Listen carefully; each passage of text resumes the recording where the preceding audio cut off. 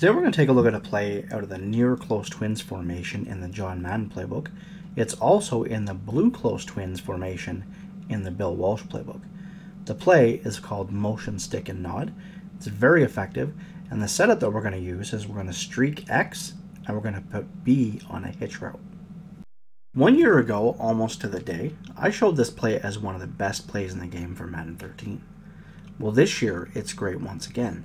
The thing is, when I showed this last year, we literally only had about half the subscribers that we have now, and the video didn't really get the kind of views that we get today. So I really wanted to show it again because it is that effective and it's really fun to use.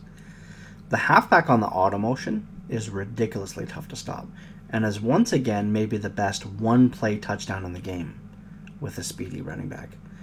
Now I do set this up a little bit different this year for those of you who saw last year's edition, which we will get to in a minute. After I show 3 minutes and 49 seconds of just this one route. So tough to stop. Now, we can run this play many times over the course of the game and we can have success, or we can save it in case the game gets really tight and we need a big play. If we throw this at them late in the game when they haven't seen it, then we're quite possibly going to get the touchdown that we need to win the game. Now, if I do decide to run this multiple times throughout the game, which is usually what I do because it's such a great play overall, then I'm absolutely going to call this as the very first play of the game. You're going to notice by watching the gameplay footage here that multiple times I use this on the very first play of the game in some of the leagues I play in, and I got a touchdown from it quite often, or at least a huge chunk of yards. You know, when we come out in a 2-1-2 set, the very first play of the game, what do you think our opponent's first thought is? Well, of course, that we're going to run the ball. Once the halfback goes out in motion, our opponent is still wondering what's coming. He's not just going to run over right to the running back and try to make a play, and he's certainly not going to change the play because once the player starts his auto motion, the defense cannot audible. He's just going to sit there not knowing what's coming, and a great chance to start off the game with 6 points. So, how do we throw this route? Well, if there's room on the sidelines, then I'm definitely going to pass lead a bullet pass to the outside. If the defender bites down hard and our running back runs right past him, then I'm just going to throw a regular bullet pass. Unless the safety is in good position over top, then all I'm going to do is pass lead again to the outside, making it impossible for the safety to be able to make a play. Then, after that, I'm just going to try and juke him out for a touchdown if possible. You're going to see that as well as a couple times in this gameplay footage. Now, if it's man coverage with no safety deep, I'm just going to throw a lob pass for an easy catch every single time. If we have a fast halfback, that's definitely going to be something I'm going to do a lot because I know that it's a linebacker covering us, and that's just not going to work with them. Now, don't get me wrong. We don't need a fast halfback to pull us off. Just don't expect the big plays to come as easy, and don't expect it to be as easy to get one of those lob pass completions like you just saw right there. Still, maybe the best one-play touchdown in the game. I absolutely love it. But I've also been messing around with the John Madden playbook as a whole. You know, last year I showed you guys a full scheme out of the Bill Walsh playbook, which I loved. It was mostly under center. It was a lot of fun to use, a lot of unique routes that people don't really see.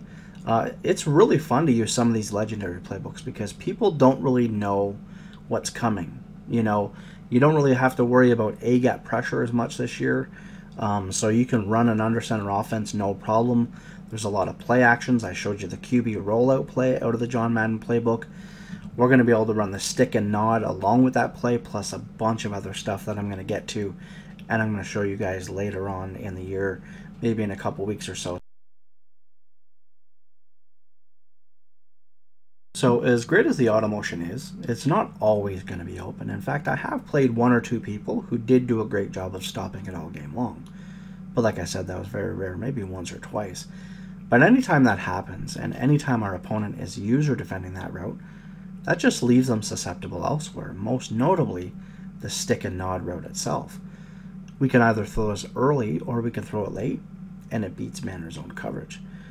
Now, usually by the time our auto motion has motion all the way to the outside, only one of the 2 tight wide receivers is going to have a defender over top of them.